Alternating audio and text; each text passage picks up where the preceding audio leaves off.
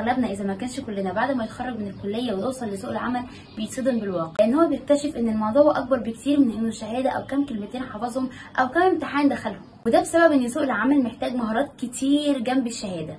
وعشان كده انا النهارده جبت لك اهم 10 مهارات لا غنى عنهم دلوقتي وبعدين.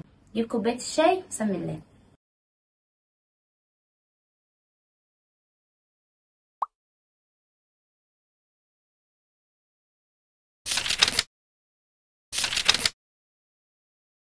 واول مهاره عندنا هي مهاره اداره الوقت. الوقت لا يستهان به لان هو عمرك كله، وعشان تقدر تنظم وقتك بين دراستك وشغلك وعيلتك وصحابك ومهاراتك اللي انت فعلا محتاج انك تشتغل عليها، ده محتاج حد عنده مهاره وخبره في اداره الوقت. وطبعا انا ما جيتش واني فاضيه، عندك مايكروسوفت تو دو وعندك جوجل كيب وعندك تيك ونوشن. وانا الصراحه بفضل نوشن لان الادوات اللي موجوده فيه تقدر تساعدك ان انت تنظم حياتك كلها. افضل طريقه هتعلمك ازاي تعرف اولوياتك هي الطريقه اللي كانت موجوده في كتاب 7 عادات لاكثر الناس فعاليه. ولو انت لا تفضل القراءه يا صديقي، فعندنا صديقنا ناصر عقيلي كان شارح الكتاب كله في سلسله، وكان عامل فيديو مفصل عن اداره الوقت فقط. المهارة التانية هي مهارة التواصل.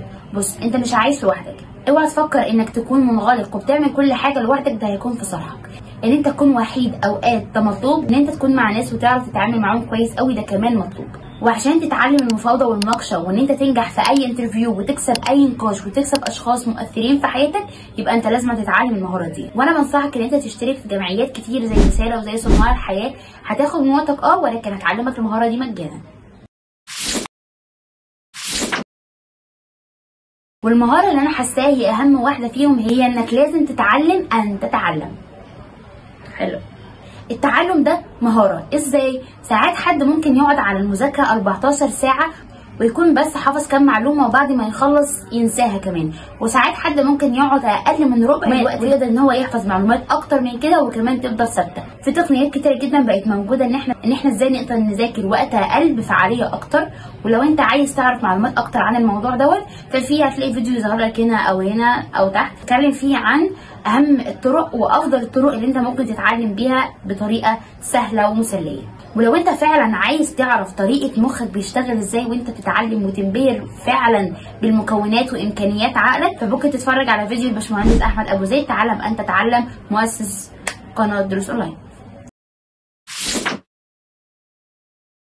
والمهارة الرابعة هي حل المشكلات او البروبلم سولفينج، ودي بتبقى اسهل او اصلا بتكون موجوده مع الناس اللي بتتعامل مع الارقام زي المهندسين او البروجرامر. المهاره دي بتكمن اهميتها في ان هي بتساعدك تحلل البيانات بسرعه جدا، ده غير انها كمان بتساعدك تحل المشاكل اللي بتلاقيها في حياتك اليوميه. وهنا هنرفع عنك شويه وهديك شويه لعب هتخليك تشتغل كويس قوي على حل المشكلات. زي طبعا اهم واحد فيهم هو مكعب روبيك. تحلوه ازاي يا جماعه؟ تحلوه ازاي؟ وكمان في برامج بتبقى موجوده على الموبايل زي فوكس. برنامج زي ده بيساعدك ان انت تحل مشكلات معقده نوعا ما في وقت قليل زي مثلا 5 ثواني، وكمان بتوريك مستواك ومدى تطورك في حل المشكلات. والمهاره الرابعه هي البرمجه. ان انا اتكلم عن اهميه البرمجه في العصر ده حاجه غريبه جدا، لان حتى الاطفال اللي في اعدادي بقوا مدركين اهميتها وبقوا بيشتغلوا على المهاره دي. هي مهاره فعلا مهمه جدا جدا لجميع المجالات، وهي تقريبا المهاره الوحيده اللي ممكن ان انت تكتسبها من غير شهاده وتشتغل بيها برضه من غير شهاده. وانا صراحه انصحك تبدا ببايثون، وافضل مصدر انت تتعلم البرمجه هو طبعا سيرتنا الزيرو. فوق الراس والله فوق الراس.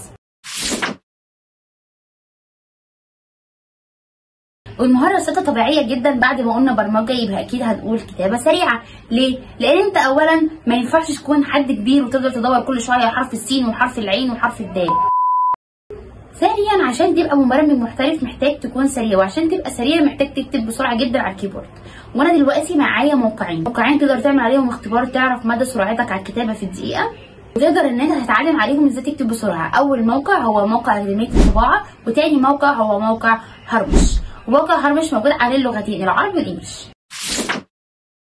المهاره السابعه وهي مهاره التحدث امام الجماهير. وعايزه اقول لكم ان انا الصراحه لما كنت في المدرسه كنت نوعا ما اجتماعيه، ولكن لما جت الفرصه ان انا اقف قصاد مجموعه كبيره وابدا ان انا اتكلم اتوترت وبجد بهدلت الدنيا. انا ممكن تكون اجتماعي وما تقدرش تتكلم قصاد مجموعه كبيره من الناس، وعشان تقدر تتدرب كويس جدا على المهاره دي يا اما تشترك في دورات ممكن تساعدك في ده، يا اما تشترك في الانشطه اللي موجوده في الكليه او المدرسه، او الانشطه اللي بتبقى موجوده في مكتبه اسكندريه. زي برنامج بيبقى موجود في مكتبه اسكندريه اسمه لام، بيدرب الطلبه الجامعيين على البرزنتيشن، وان انت ازاي تتكلم وسط المجموعه الكبيره، وان انت تجهز اصلا البرزنتيشن فروم A to Z.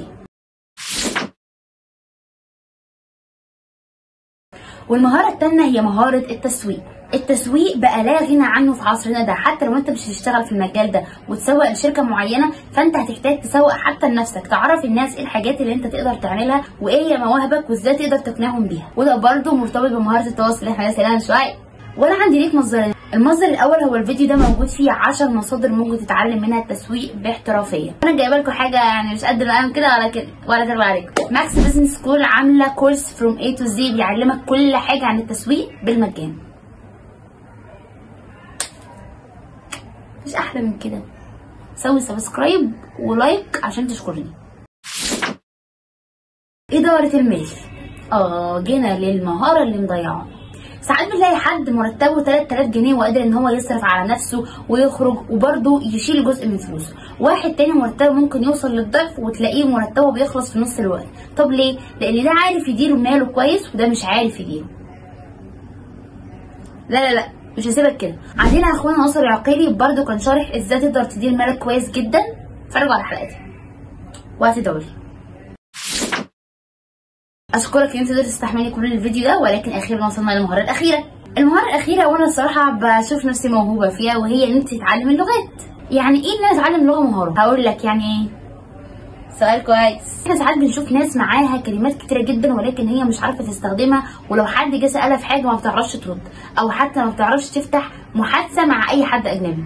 ولكن في ناس بتلاقي معاهم البديهيات الاساسيات بس للانجليش مثلا، وتلاقيه قادر ان هو يتكلم كويس جدا. طب ليه؟ لان دوت شغال فقط على الكلمات، ودوت واحد فعلا بيتعامل معاها كمهاره، بياخدها اولا كل يوم مستمر فيها، وشغال على ريدنج ورايتنج وليسننج وفوكابلري برده مش سايبها، والجرامر. وبرده في حاجه كويسه بالنسبه لكم، ان الجامعه الامريكيه كانت عامله كورس كامل جدا لجميع المستويات في الانجليش، وكمان في قنوات كتيره جدا على اليوتيوب تعلمك ازاي تتكلم انجليش كويس جدا. وعلشان يبقى عندك خطه كويسه جدا في الانجليش، فصديقتنا ياسمين خالد كانت عامله فيديو شرحه فيه كل مستوى يقدر ان هو يعمل ايه عشان يوصل للمستوى التاني. وبس كده، ده كان الفيديو، يا رب تكونوا استفدتوا بيه. اي كورس او اي قناه او اي موقع انا ذكرته النهارده هتلاقوه موجود في الديسكربشن بوكس تحت. ما تنسوش تدعموني بلايك وسبسكرايب لو سمحتوا. اسفه نفعل. لو انت عندك اي مصدر تاني ممكن كمان تكتبه في الكومنتس. ما تنساش تصلي على النبي صلى الله عليه وسلم. الى اللقاء. لا تنسى